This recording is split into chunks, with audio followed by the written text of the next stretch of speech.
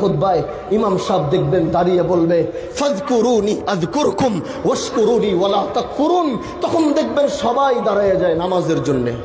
ইমাম সাহেব যে বলছে ফাযকুরুনি আযকুরকুম, কোনোদিন তো জানতে চাই নাই। আজ এই ময়দান থেকে আমি আপনাদেরকে বলে যাচ্ছি, আগামীর জুমায় যখন আবার ইমাম সাহেব এইটা খতিব সাহেব আবার যখন এটা তেলাওয়াত করবে, তখন আপনার মনে পড়ে যাবে, আরে হানজালার সাহেব তো ওই দিন মাহফিলে এই আয়াতটা তেলাওয়াত করে বলছিল কি জানো? আল্লাহ বলে ফাযকুরুনি, বান্দা তুই আমাকে মনে করবি, ফাযকুরুনি তুই আমাকে স্মরণ করবি, ফাযকুরুনি তুই আমার জিকির করবি, ফাযকুরুনি তুই আমাকে ইয়াদ করবি, আযকুরকুম আমি আল্লাহ তোকে মনে করব, আযকুরকুম আমি তোকে স্মরণ করব, আযকুরকুম আমি তোকে ডাকবো।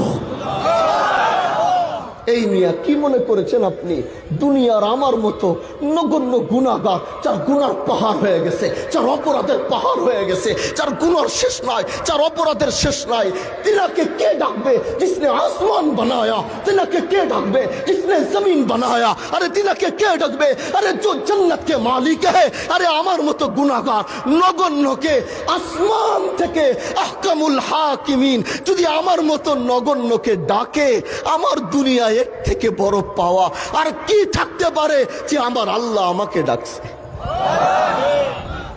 আমার রব কি মিথ্যা কথা বলছে? আওয়াজ করে বলেন, আল্লাহ কি মিথ্যা বলছে? কোরআন বলছে লা তাবদীল লিকালিমাতিল্লাহ, আল্লাহ যেটা একবার বলে ওইটার কোনো তাবদীল হয় না, ওইটার কোনো পরিবর্তন হয় না। আল্লাহ যদি বলে থাকে আমি তোরে ডাকবো, তার মানে তিনি তোমাকে ডাকবে। তোমরা এখানে 100 মানুষ, আল্লাহ বলে তোরা 100 মানুষ মিলে আমাকে ডাকবি, আমি আসমানের আরশের সামনে পৃথিবীর সমস্ত ফেরেশতাদেরকে বসিয়ে তোদেরকে ডাকবো। এই জন্যই কলবের মধ্যে দুনিয়া দুনিয়া বাদ দাও।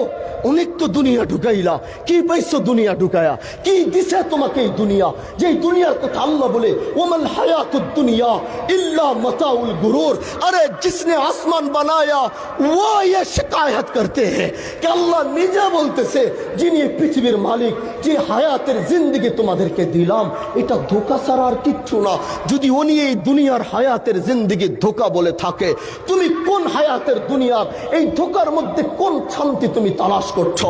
এই ধোঁকার জিন্দেগিতে তুমি কি তালাশ করছো যে তোমাকে জাহান্নামের দিকে টেনে নিয়ে যাচ্ছে? এই জন্য আমরা তোমাদেরকে এতটুকু বলতে চাই, ভাই এই সামান্য কলবের ভিতরে দুনিয়াকে জায়গা দেওয়ার পরে দেখেছো অশান্তি ছাড়া কিচ্ছু পাও নাই। স্ত্রী গালিগালাজ করে, স্বামী গালিগালাজ করে, পুত্র সন্তান নিজের হাত দিয়ে বাবাকে পিটায়, এটা হচ্ছে দুনিয়ার তামাশা। আর যদি সুকুন সাথে একটু বাঁচতে চাও, সুকুন নিয়ে একটু থাকতে চাও, তাহলে ওয়ালা যিকরুল্লাহি আকবার।